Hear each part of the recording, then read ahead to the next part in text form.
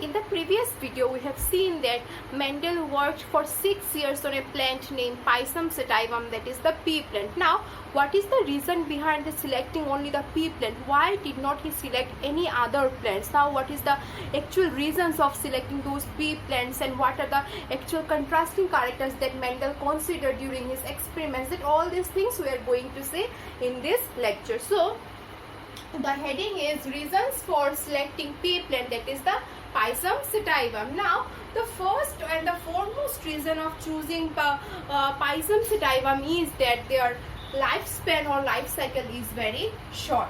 Clear? And the short life period is about 3 to 4 weeks. Means after every 3 to 4 weeks you are going to get a new generation. So the lifespan was very short, and since the lifespan was very short, and after every approximate about 1 month you are getting the next generation, so you will get a large sample size so that you can actually conduct your experiments. The next reason of selecting the pea plant is that shows self and cross fertilization. Means it can self-fertilize itself, or it can also undergo cross-fertilization.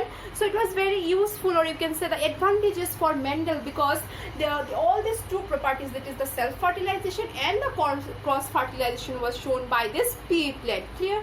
Now, the third reason is the shows contrasting characters. So what are the contrasting characters? We have already discussed in the previous lectures. Now, we have seen that there are 7 contrasting characters that Mendel actually considered, or Mendel actually taken, and here are the some list. So these are the characteristics, and these are dominant characteristics, and this is recessive. Means this is the character. Now the expression of the character, whether it is dominant or recessive, so there is a list. So the first character of this Pisum sativum plant that Mendel considered was about the height of the plant. So the height of the plant was the character, and the dominant trait was tall, and the recessive trait was dwarf or short.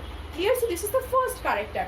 Next one is the flower position. So where is the flower growing? On the basis of that, it can be actually divided into 2 categories. So the first was, that is the dominant character or dominant trait was the axillary. Means the flower position is axillary, means on the axil, and the recessive trait or the recessive character was the terminal, means flower will go at a terminal position. Now the third character that Mendel considered was the flower color. Means the color of the flower, that is either it is a purple or a white. So the purple color was the dominant trait, and the white color was the recessive trait. Clear?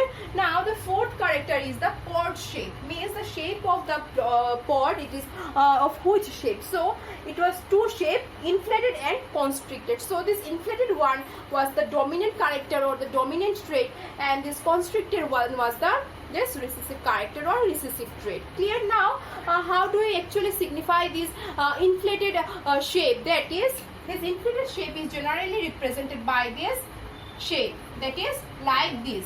Now the next one is the constricted. So constricted means there will be some constriction in the pores. So this is very simple, like this constriction will be found.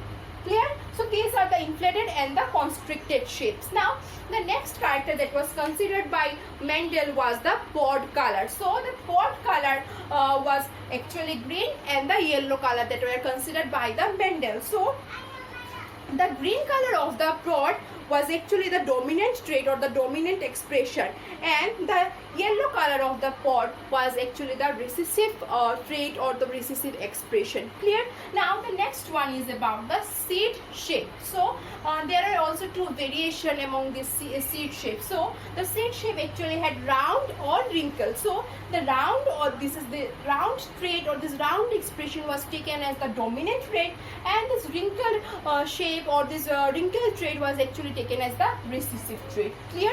Now the next one and the last one is the seed color. Means the color of the seed is of which color. So in this there are 2 colors, that is yellow and the green. So the yellow one was the dominant expression, and the green one was the recessive expression. Clear?